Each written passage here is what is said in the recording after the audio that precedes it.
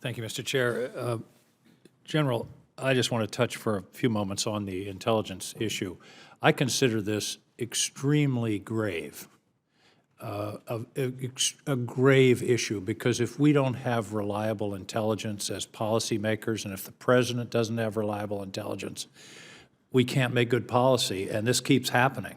I mean, this goes back to the Bay of Pigs, Vietnam, the Iraq War, and this allegation is, these allegations are extremely serious, and I hope you will. I understand we have an IG investigation, but as a commanding officer, I would hope that you would just be all over this.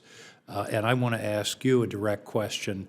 Have you ever ordered, suggested, or hinted to any of the intelligence command that they should sweeten the intelligence reports in order to portray a more positive view of the success of our efforts in Iraq or Syria?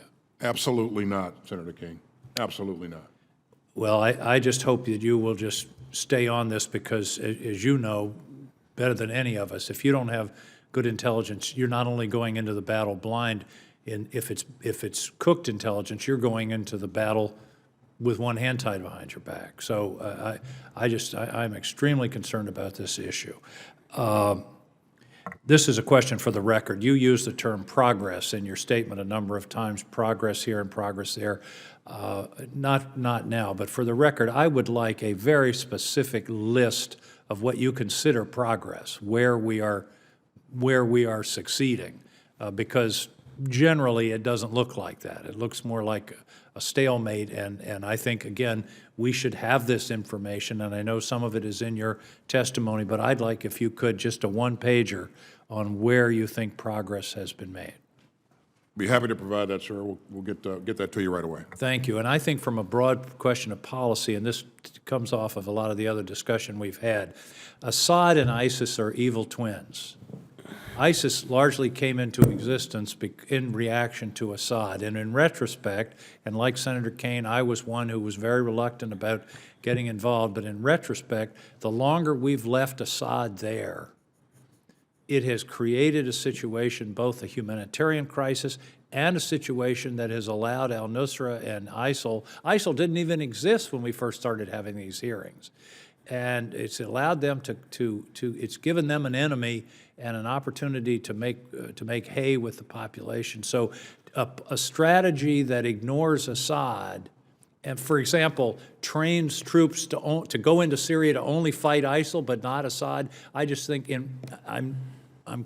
I think we now need to recognize that that's not a logical strategy. And part of good strategic thinking is that you modify your strategy according to changed circumstances. And the circumstances are, and you mentioned he's losing his capabilities every day. I'm sorry, General, I've been hearing that at every hearing since 2013. Assad is about to go, he's about to collapse. And I know you didn't say that today, but we've got to find a strategy that allows us to move Assad aside in some way, working with the Russians if necessary, or the Iranians if necessary, because he's the irritant that's keeping this thing stirred up.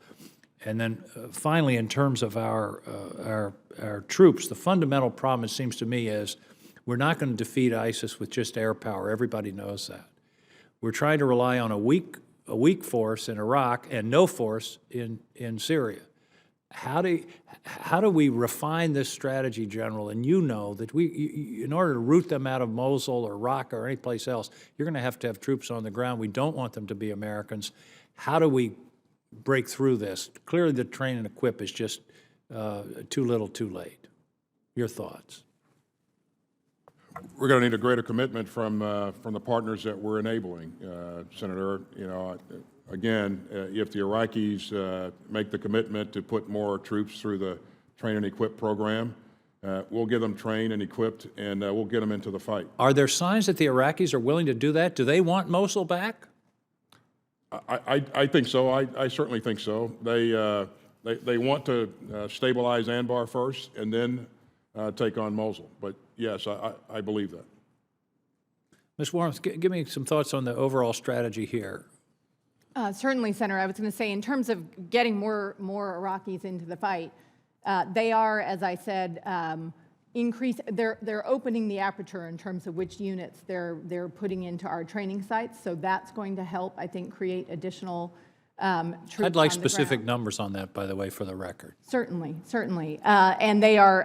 We see them starting to now plan ahead in terms of which units are going into the training pipeline, which again, I think indicates a greater sense of urgency on their part. And on the Syrian side of the ledger, I would say it is clearly harder to find partners on the ground on the Syrian side of the ledger. But one of the things that we didn't envision a year ago was the partnership, if you will, that we have of our air power with the Syrian Kurds and the Syrian Arab coalition that are operating with them. That group on its own won't be enough, but we are continuing to look for opportunities like that, even as we review our own train and equip program. Well, I would join in Senator Kane's remarks that I really think you need to rethink a strategy about a safe zone, a no-fly zone, some protection from Assad's barrel bombs. This is something, I hate it when the chairman's right, but he's been talking about this for 2 years. And in retrospect, I think he was right. We've allowed this to the atrocity to go on too long, and it's impacting us, it's impacting the rest of Europe, and I really think that there should be a rethinking of the non-intervention strategy, not in terms of troops, but in terms of air power, in order to level the playing field, bring pressure on Assad and the Russians so that we can get a negotiated agreement, because it doesn't seem to be in prospect now. Thank you very much, Mr. Chairman.